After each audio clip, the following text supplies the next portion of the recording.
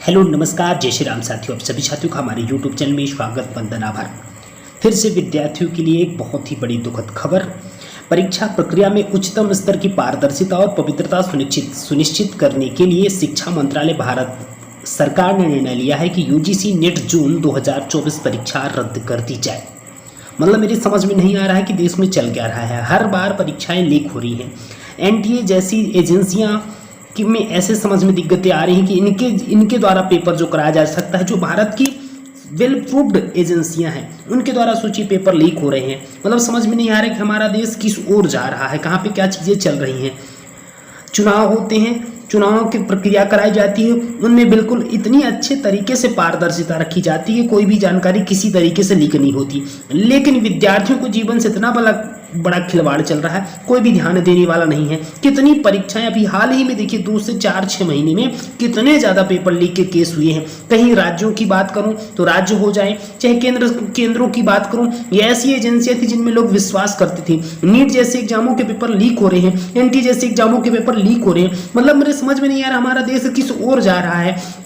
हमारे देश के नेताओं का फोकस किस तरफ है, वो करना क्या चाहते हैं, हमारे देश को किस ओर ले जाना चाहते हैं, और देश के युवाओं के साथ इतना बड़ा खिलवाड़ कैसे हो सकता है। मेरे समझ में नहीं आ रही सरकारें क्या कर रही हैं, सरकारों का उद्देश्य क्या है। बिल्कुल लोगों को बेवकूफ़ बनाया जा रहा है, लोगों की मानसिकता के साथ खिलवाड़ हो रहा। युवा इतना दिन रात लगातार मेहनत कर रहा है, परिश्रम करके कि हम परीक्षाएं देते हैं।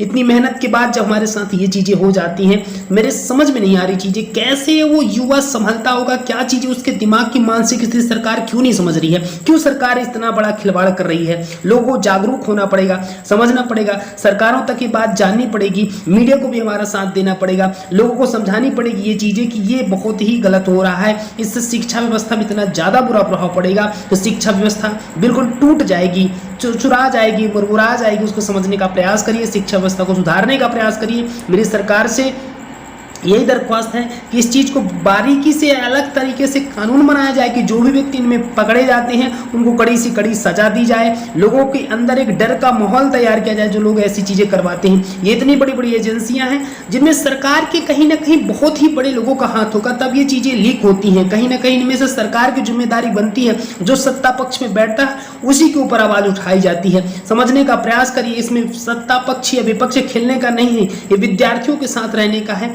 विद्यार्थियों को साथ दीजिए, चीज़ें अच्छे से बनाइए, वेल प्रूव्ड एजेंसियां नियुक्त करिए। इतना बड़ा खिलवाड़, इतने दिन तैयारी करने के बाद ये चीज़ें जब होती हैं तो एक विद्यार्थी की मानसिक स्थिति आप लोग नहीं समझ सकते, उसके दिमाग में क्या गुजरती है, उसका इन चीज़ों से कैसे विश्वास टूटता जाता है, वो कैसे अपने आप को मोटिवेट रखे। समझिए, सरकार से दरख्वास्त है इन चीज़ों को बारीकी से समझे, एक अलग तरह से एजेंसियां गठित की जाए, तरीके से जाँच हो और विद्यार्थियों को न्याय मिले। और इस तरह से ये चीज़ें नहीं चल रही हैं हमारे देश में। मेरे समझ में नहीं आ रहा कि ये क्या चीज़ें चल रही हैं। तो ज़्यादा से ज़्यादा लोगों तक ये मेरी वीडियो शेयर करें, लोगों को जागरूक करें, सरकार तक बातें पहुंचाई जाए, इसका विरोध होना चाहिए और नई तरीके से एजेंसियां बनानी चाहिए। इसमें एक नया कानून आना चाहिए कि पेपर लीक जैसी समस्याएं हर राज्य हर बार कुछ न कुछ समस्या होती है, तो इनसे निपटारा पाने के लिए एक अलग से कानून आना चाहिए। इसके लिए भी एक अलग कानूनी प्रक्रिया होनी चाहिए। Thanks for watching this video. जय जय श्री राम।